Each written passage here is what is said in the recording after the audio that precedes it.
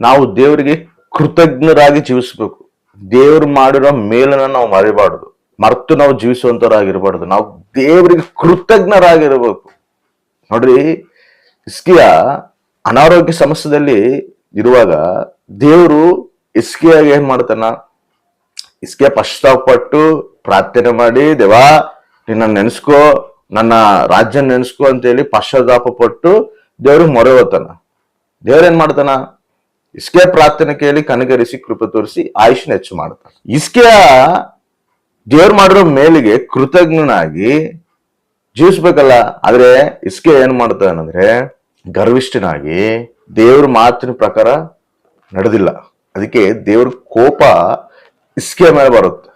ನೋಡ್ರಿ, 2ನೇ ಪೂರ್ವಕಾಲ ಗ್ರಂಥವು 32ನೇ ಅಧ್ಯಾಯ 25ನೇ ವಚನದಲ್ಲಿ, ಆದರೆ ಹಿಸ್ಕಿಯನು ಈ ಉಪಕಾರಕ್ಕೆ ತಕ್ಕಂತೆ ನಡೆಯದೆ ಅಹಂಕಾರಿಯಾದುದರಿಂದ ಯೋದಾಯದ ಮೇಲೆಯೂ ಯೆರೂಸಲೇಮಿನ ಮೇಲೆಯೂ ದೈವ ಕೋಪ ಉಂಟಾಯಿತು. ಹಿಸ್ಕಿಯ ದೇವರ ಹೇಳಿದ ಪ್ರಕಾರ ಜೀವಿಸ್ದಿಲ್ದಂಗ, ದೇವರು ಮಾಡಿರೋ ಮೇಲಿಗೆ ಕೃತಜ್ಞನಾಗಿ ಜೀವಿಸ್ದಿಲ್ದಂಗ ಗರ್ವಿಷ್ಠನಾಗನಂತೆ. ಗರ್ವ ಹೆಂಗ್ ಬರ್ತದೆ? ದೇವ್ರು ಇಷ್ಟು ಮೇಲ್ ಮಾಡನಲ್ಲ, ಇಷ್ಟು ಮೇಲ್ ಮಾಡಿರೋರಿಗೆ ದೇವ್ರ ಮೇಲೆ ಏನ್ ಬರ್ಬೇಕು? ಪ್ರೀತಿ ಬರಬೇಕು. ದೇವಾ ನನ್ನ ಈ ಪರಿಸ್ಥಿತಿಯಲ್ಲಿ ನೀನು ಬಿಡಿಸಿ ಪ್ರಭು ಅಂದ್ರೆ ದೇವ್ರ ಮೇಲೆ ಇನ್ನ ನಮಗೆ ಪ್ರೀತಿ ಬರಬೇಕು. ದೇವ್ರಿಗೆ ಇನ್ನ ನಾವು ಸನಿತರಾಗಬೇಕು. ದೇವ್ರಿಗೆ ಇಷ್ಟಾನುಸಾರ ನಾವು ಜೀವಿಸ್ಬೇಕು. ದೇವ್ರಿಗೆ ಕೃತಜ್ಞರಾಗಿ ನಾವು ಜೀವಿಸ್ಬೇಕು. ಯಾಕಂದ್ರೆ ನಮ್ಮ ಜೀವನದಲ್ಲಿ ದೇವ್ರು ಇಷ್ಟು ಮೇಲು ಮಾಡಿದಾನ, ಆತಗೆ ನಾವು ಇಷ್ಟಕರವಾಗಿ ನಾವು ಇರಬೇಕು ಅನ್ನೋ ಒಂದು ಆಲೋಚನೆ ಬರ್ಬೇಕಲ್ಲ. ಇಲ್ಲಿ ಗರ್ವ ಬಂದೈತಂತ ಹಿಸ್ಕಿಯಾಗೆ. ಭಾರಿ ಮಂದಿ ಕೂಡ ಇದೇ ಇರ್ತದೆ. ದೇವ್ರು ಮಾಡಿರೋ ಮೇಲಿನ ಮರೆತು ಫಸ್ಟಿಗೇನೋ ಚೆನ್ನಾಗಿ ಕುತ್ಕೊಂಡು ಪರಿಸ್ಥಿತಿಗಳೆಲ್ಲ ವ್ಯತಿರೇಕವಾಗಿದ್ದಾಗ, ಪರಿಸ್ಥಿತಿಗಳು ಎಲ್ಲ ಕಷ್ಟಕರವಾಗಿದ್ದಾಗ ನಾವೇನ್ ಮಾಡ್ತೀವಿ? ಕುತ್ಕೊಂಡು ಹತ್ತು ಪ್ರಾರ್ಥನೆ ಮಾಡ್ತೀವಿ. ದೇವಾ ನನ್ನ ಪರಿಸ್ಥಿತಿ ಹಿಂಗಾಯ್ತು, ನನ್ನ ಕುಟುಂಬ ಪರಿಸ್ಥಿತಿ ಹಿಂಗಾಯ್ತು, ಇಗೋ ನನ್ನ ಮಕ್ಕಳ ಪರಿಸ್ಥಿತಿ ಹಿಂಗ ಅದಾವ. ಎಷ್ಟು 10 ಪ್ರಾರ್ಥನೆ ಮಾಡ್ತೀವಿ, ಉಪವಾಸಗಳಿದ್ದು ಪ್ರಾರ್ಥನೆ ಮಾಡ್ತೀವಿ, ಒದ್ದಾಡಿ ಪ್ರಾರ್ಥನೆ ಮಾಡ್ತೀವಿ.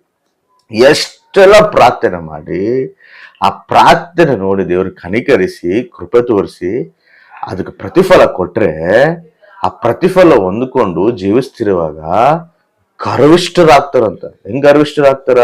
ದೇವ್ರು ಮಾಡಿರೋ ಸಹಾಯನ ಇಟ್ಕೊಂಡು ಅದನ್ನ ಮರೆತು, ನಾನು ಕೂಡ ಕಷ್ಟಪಟ್ಟಿನಲ್ಲ, ನಾನು ಕೂಡ ಪ್ರಯಾಸ ಪಟ್ಟಿನಲ್ಲ, ಈ ಆಶೀರ್ವಾದ ಬರ್ಬೇಕಂದ್ರೆ ನನ್ನ ಪ್ರಯಾಸನೂ ಇದೆಲ್ಲ, ನನ್ನ ಕಷ್ಟನೂ ಇದೆಲ್ಲ, ನನ್ನ ಸ್ನೇಹಿತರು ಕೂಡ ನನಗೆ ಹೆಲ್ಪ್ ಮಾಡನಲ್ಲ, ನನ್ನ ರಿಲೇಷನ್ಸ್ ಕೂಡ ನನಗೆ ಹೆಲ್ಪ್ ಮಾಡಾರಲ್ಲ. ಈ ಆಲೋಚನೆಗಳು ಇಟ್ಕೊಂಡು ಏನ್ ಮಾಡ್ತಾನಂದ್ರೆ ಗರ್ವಿಷ್ಠನಾಗ್ತಾನೆ. ಅರೆ ದೇವ್ರು ಮಾಡಿರೋ ಮೇಲನ್ನ ಮರೆತು ಗರ್ವಿಷ್ಠನಾಗಿ ಜೀವಿಸುವಂತವ್ರು ಎಷ್ಟೋ ಮಂದಿ ಇದಾರ. ಅದಕ್ಕೆ ಹೇಳ್ತಾನ, ಹಿಸ್ಕಿಯನು ಕೂಡ ಬಂದಿರೋದು ಅದೇ. ದೇವ್ರು ಮಾಡಿರೋ ಮೇಲನ್ನು ಮರೆತಾನಂತ, ಗರ್ವಿಷ್ಠನಾಗನಂತ. ಅದಕ್ಕೆ ದೇವ್ರ ಕೋಪ ಬಂದತ್ತಂತ. ಭಾರಿ ಹುಷಾರಾಗಿರ್ಬೇಕು. ನಾವು ದೇವ್ರು ಮಾಡಿರೋ ಮೇಲನ್ನ ಮರಿಬಾರದು. ದೇವ್ರ ಕೃತಜ್ಞರಾಗಿರ್ಬೇಕು. ದೇವ್ರಿಗೆ ಇಷ್ಟಕರವಾಗಿ ಜೀವಿಸ್ಬೇಕು. ದೇವಾ ನಾವೇನಾಗಿದ್ದು ನಿನ್ ಕೃಪೆ ಆಗಿದೀವಪ್ಪ, ನೀನಿಲ್ಲ ಅಂದ್ರೆ ನಮಗೆ ಈ ಆಶೀರ್ವಾದ ಇಲ್ಲಿ, ನೀನಿಲ್ಲ ಅಂದ್ರೆ ನಮಗೆ ಈ ಸಂತೋಷ ಇಲ್ಲಿ. ನಿನ್ನ ಸನ್ನಿಧಿನ ನಾವೆಲ್ಲರೂ ಕುತ್ಕೊಂಡು ನಾವು ಆರಾಧಿಸ್ತಾ ಇದೀವಿ, ನಿನ್ನ ಸ್ತುತಿಸ್ತಾ ಇದೀವಿ, ನಿನ್ನ ಘನಪಡಿಸ್ತಾ ಇದೀವಿ ಅಂದ್ರೂ ಕೂಡ ಅದು ನೀನ್ ಕೊಟ್ಟಿರೋ ಕೃಪೆನೆ, ನೀನ್ ಕೊಟ್ಟಿರೋ ದಯನೆ. ಒಂದೊಂದು ಟೈಮಲ್ಲಿ ಕುಟುಂಬ ಪ್ರಾರ್ಥನೆಗಳು ಇಳ್ದಂಗೆ ಎಷ್ಟೋ ಆತಂಕಗಳಿದ್ದ, ಕುಟುಂಬದಲ್ಲಿ ಪ್ರಾರ್ಥನೆ ಇಲ್ದಂಗೆ ಜೀವಿಸುವಂತ ಪರಿಸ್ಥಿತಿಗಳನ್ನ ನಾವು ದಾಟಿ ಬಂದೀವಿ. ಇವಾಗ ಕುಟುಂಬ ಎಲ್ಲ ಕುತ್ಕೊಂಡು ಪ್ರಾರ್ಥನೆ ಮಾಡುವಂತ ಕೃಪೆ ದೇವರು ಕೊಟ್ಟಾನ.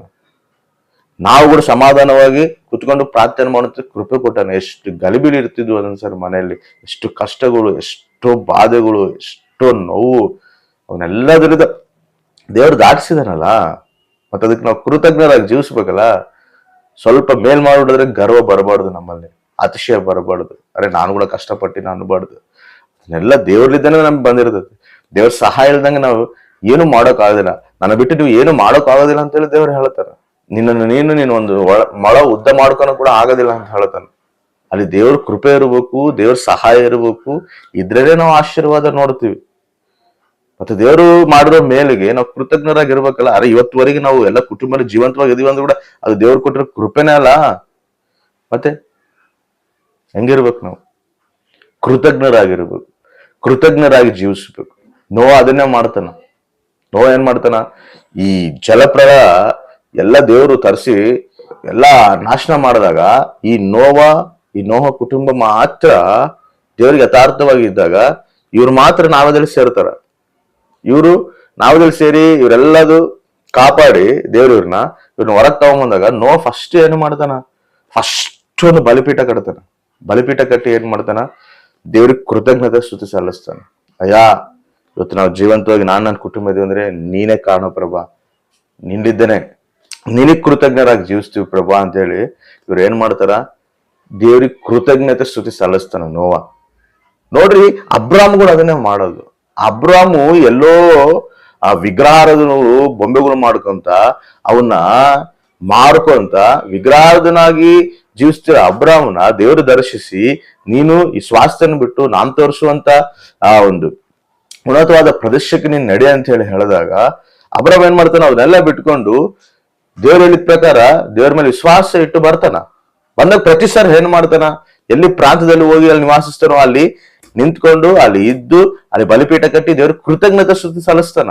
ಕೃತಜ್ಞರಾಗಿರ್ಬೇಕು. ನಾವು ಮಾಡಿರೋ ಪ್ರತಿ ಮೇಲಿನ ದೇವ್ರು ಮಾಡಿರೋ ಪ್ರತಿ ಮೇಲಿನ ನಾವು ಮರಿಬಾರ್ದು.